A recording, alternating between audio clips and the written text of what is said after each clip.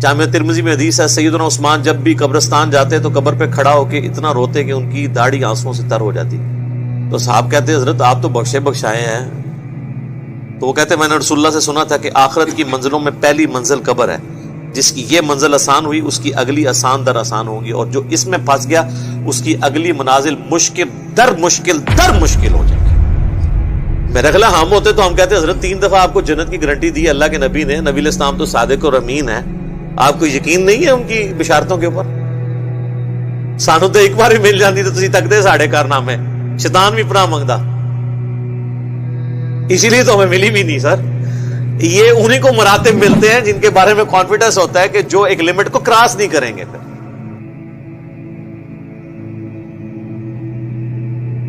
صحیح مسلم میں حدیث ہے، آپ نے اسلام فرمایا میں نے ارادہ کیا کہ میں اللہ سے دعا کروں کہ تمہیں عذاب قبر سنوا دے.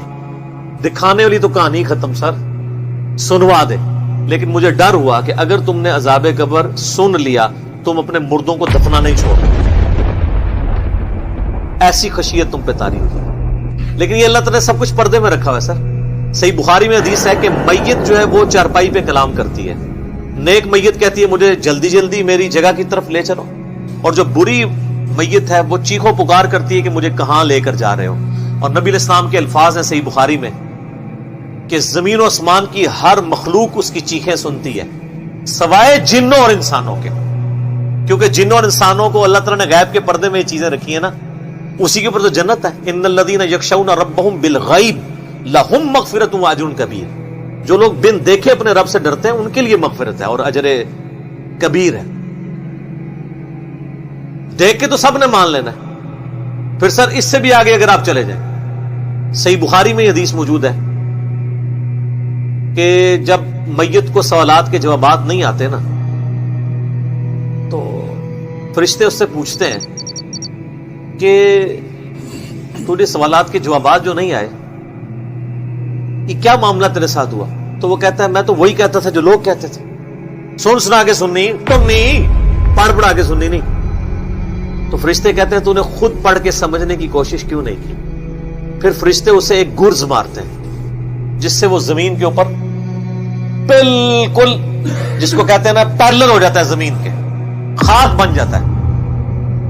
اور اس کی جو گرز کی اگینسٹ اس کی چیخو پکار ہے اس کو جن و انس کے علاوہ تمام مخلوقات سنتی ہے. اگر یہ سن لیں تو ظاہر ہے یہ تو پھر انسان کے بچے نہ بن جائیں. یہ اللہ نے پردہ رکھا ہے، ورنہ تو آپ بڑے بڑے بزرگوں کو دفنا کے نکل رہے ہو نا، ان کے پردے جو ہے نا وہ جنازہ یعنی اس قبرستان کے گیٹ تک پہنچتے بھی ساری بزرگی کھل گئی ہو، دال کی بات پیچھے سے آ جائے. لوگ ایسے بزرگی کا دعویٰ بھی پھر چھوڑ دیں گے، وہ ڈرتے رہیں گے نا. تو یہ اللہ نے پردے رکھے ہوئے. اس لیے میں کہتا ہوں کہ سب سے خطرناک بازی جو ہے نا وہ یہ زندگی کی بازی ہے. اصل میں کامیاب وہ ہے جو زندگی کی بازی جیت جائے.